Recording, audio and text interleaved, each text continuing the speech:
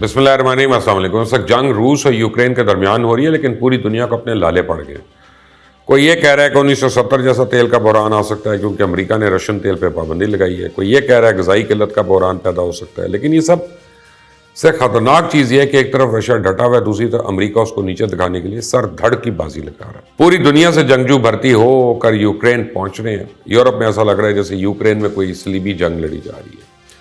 صورتحال اتنی سنگین ہے کہ ملکہ برطانیہ کا ذاتی محافظ یوکرین میں جنگ لڑنے پہنچ گئے، جسے روکنے کی برطانیہ کوشش کر رہا ہے۔ ایسا لگتا ہے کہ مغرب روس کو یوکرین میں ایک لمبی جنگ میں پھنسانا چاہتا ہے، اور اس سے پہلے داعش کے لوگوں کو یوکرین بھیجنے کا الزام بھی آ چکا ہے۔ بین الاقوامی قوانین کی وجہ سے امریکہ اور یورپ کو ایسی غلطی نہیں کرنا چاہتے کہ رشیا کو یوکرین سے آگے مشرقی یورپ میں نظر ڈالنے کا موقع مل جائے، لیکن اندر ہی اندر سے مزاحمت کو مضبوط کرنے کے لیے شام جیسے لشکر تیار ہو رہے ہیں اور جنگجوؤں کو بھرتی کر کے یوکرین بھیج رہے ہیں، جس سے اس جنگ کے جلدی ختم ہونے کے امکانات بھی ختم ہو رہے ہیں۔ لیکن دوسری طرف رشیا نے اشارہ دیا ہے کہ لوگ جنگ زدہ علاقوں سے نکل جائیں، اس کے بعد نہ ہوگا بانس نہ بجے گی بانسری کے اصول کے تحت رشیا خوفناک بمباری سے سب کچھ ملیا میٹ کرنے کا آپشن سنبھالے بیٹھا ہے۔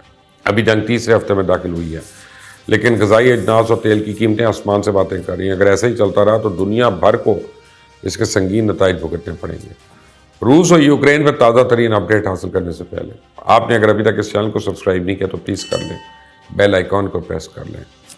میں آپ کو بتاؤں کہ ماسکو نے یوکرین کو ہتھیاروں کی فراہمی پہ مغربی طاقتوں کو تنقید کا نشانہ بنایا اور کہا ہے کہ اس کا خصوصی فوجی آپریشن منصوبہ بندی کے مطابق آگے بڑھ رہا ہے۔ یوکرینین حکام کا کہنا ہے کہ رشین فورسز نے محاصرے میں لیے گئے جنوب مشرق شہر ماری پول پر اپنی بمباری دوبارہ شروع کر دی اور دنیا کے ممالک کو قرضوں اور اس کے وسائل کے متعلق ریٹنگ جاری کرنے والی بڑی کمپنی نے خبردار کیا کہ رشیا جلد اپنے قرضوں کے باعث دیوالیہ ہو سکتا ہے۔ رشیا اور یوکرین کے درمیان مذاکرات ناکام ہو چکے ہیں۔ ترکی میں رشیا اور یوکرین کے وزرائے خارجہ کی ملاقات بے نتیجہ نکلی۔ اس کی ملاقاتوں کا سلسلہ جاری رکھنے کا عزم ہے، لیکن جنگ بندی کے حوالے سے اس میں کوئی نتیجہ نہیں آیا۔ ترکی جہاں رشیا کی مذمت کر رہا ہے، وہیں یورپ اور امریکہ کو بھی امن تباہ کرنے کا ذمہ دار ٹھہرا رہا ہے، اور امریکن پابندیوں کے بعد رشیا نے دھمکی دی ہے کہ اب رشیا کی پابندیوں کے لیے بھی دنیا کو تیار ہو جانا چاہیے۔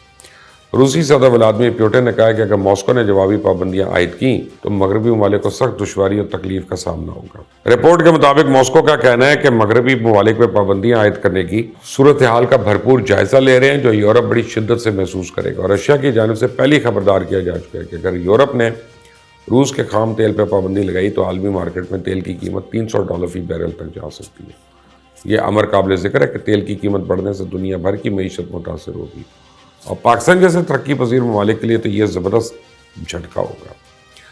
ماسکو پہ مغربی پابندیوں کے جواب میں رشیا نے 2022 کے آخر تک ٹیلی کام، میڈیکل، آٹو، زرعی اور ٹیک آلات سمیت دیگر اشیاء کی برآمدات پہ پابندی لگا دی ہے۔ مجموعی طور پہ 200 سے زیادہ اشیاء فہرست میں شامل ہیں، جن میں ریلوے، کارز، کنٹینرز، ٹربائنز اور دیگر سامان بھی ہیں، جبکہ رشیا کے قریب سمجھے جانے والے چائنا نے جنگ زدہ یوکرین کے لیے امداد کا اعلان کیا، اور ساتھ ہی روس یوکرین کشیدگی کا ذمہ دار نیٹو کو قرار دیا۔ اس نے اب تک یوکرین پر رشیا کی چڑھائی کی مذمت بھی نہیں کی، جبکہ ترجمان وائٹ ہاؤس کا کہنا ہے کہ رشیا یوکرین میں کیمیکل یا بایولوجیکل حملہ کر سکتا ہے، اس پہ خبردار رہنا ہوگا۔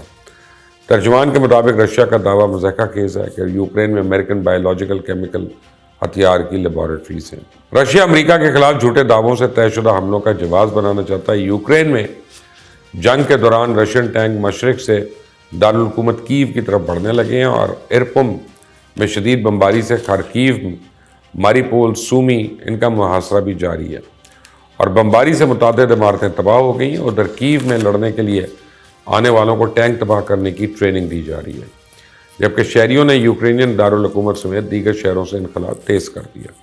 یوکرین کے دارالحکومت میں آدھی زیادہ آبادی شہر چھوڑ چکی ہے۔ امریکن انٹیلیجنس رپورٹ میں کہا گیا یوکرین کے لیے آنے والے دن بھیانک ہو سکتے ہیں، اور صدر پوٹن جنگ میں طاقت کا اندھا استعمال بھی کر سکتے ہیں۔ دارالحکومت کیو میں 10 دنوں میں خوراک اور پانی ختم ہو سکتے ہیں، جبکہ ورلڈ فوڈ تنظیم نے خبردار کیا ہے کہ رشیا یوکرین تنازع کے باعث پیدا ہونے والی صورتحال خوراک کی قیمتوں میں بے تحاشا اضافہ کرے گی، اور دنیا کے غریب ممالک میں تباہ کن بحران جنم لے سکتا ہے۔ اس صورتحال سے دنیا بھر میں مزید افراد کو بھوک اور قحط کا خطرہ لاحق ہو گیا۔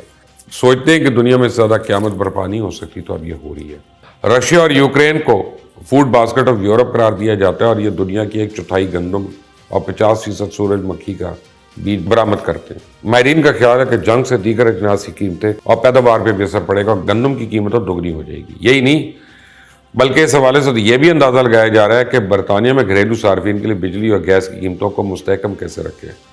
मौजूदा बिल अप्रैल में 700 पाउंड से तकरीबन 2000 पाउंड तक बढ़ सकते हैं, जबकि मौसम खिज़ां के दौरान ये बिल 3000 पाउंड तक बढ़ सकते हैं। जब इन कीमतों को दोबारा बढ़ाया जाएगा, बरतानिया में पेट्रोल और डीजल की कीमत भी बढ़ रही है और अगर ये जंग जारी रही तो फी लीटर पेट्रोल की कीमत 175 पेंस तक जा सकती है। अमेरिका में 2008 के बाद पेट्रोल की कीमतें सबसे ज़्यादा हो गई हैं।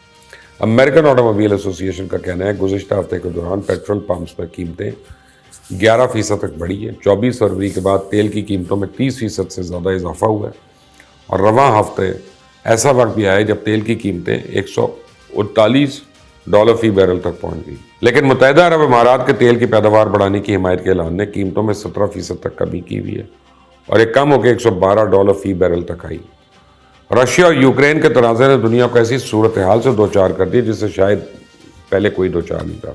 मेटा, गूगल और ये जितनी ऐप्स हैं, ये कॉर्पोरेट कंपनीज जो हमेशा अपने आप को गैर जानिबदार टेक कंपनी कहती रही, अब उनका सियासी रंग नज़र आने लगा क्योंकि वो रशिया के हमले के जवाब में इस मुल्क में अपनी अपनी मसनूआत में पाबंदी आयद कर रही है। ये तनाज़ा न सिर्फ दुनिया की जोग्राफी को बदल सकता है बल्कि आलमी इंटरनेट की नोयत को भी बुनियादी तौर पर तबाह कर सकता है। और अब सवाल ही पैदा हो गया, क्या रशिया को इंटरनेट से मुनक़ता कर दिया जाना चाहिए कि नहीं। अब यूक्रेन की टेक्नोलॉजी से हम आहंग रहनुमा कुछ ज़्यादा ही मुतालबा कर रहे हैं। वो रशिया को आलमी इंटरनेट से मुकम्मल तौर पर डिसएसोसिएट करने की बात करें, लेकिन दुनिया भर में इंटरनेट फराहम करने वाली कंपनीज ने उससे इनकार कर दिया, जबकि रूस खुद भी कई सालों से एक खुद मुख्तार इंटरनेट वेब सिस्टम के साथ तजुर्बा कर रहा है जिसे रोनेट का नाम दिया गया। रशिया ने इस नेटवर्क पर तेज़ी से काम शुरू किया, लेकिन रूस में लागू करने से खदशा जाहिर किया जा रहा है कि रशिया के अंदर तो इंटरनेट चलेगा लेकिन दीगर दुनिया से कट जाएगा।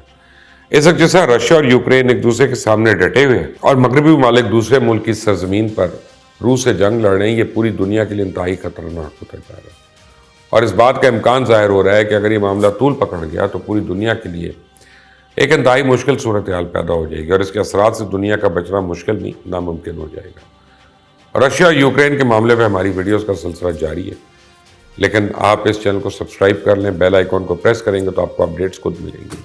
अल्लाह हाफ़िज़। बेल आइकॉन को प्रेस करते हैं, सब्सक्राइब करते हैं। अगर आप यूट्यूब पे जाके तो आप इंश्योर करेंगे इस बात को कि हमारी जितनी भी खबरें हैं, न्यूज़ हैं, व्यूज़ हैं, लेटेस्ट अपडेट्स हैं और वो बातें जो आपको कहीं नहीं मिल रही वो आपको यहाँ पे मिलेंगी इंशाल्लाह।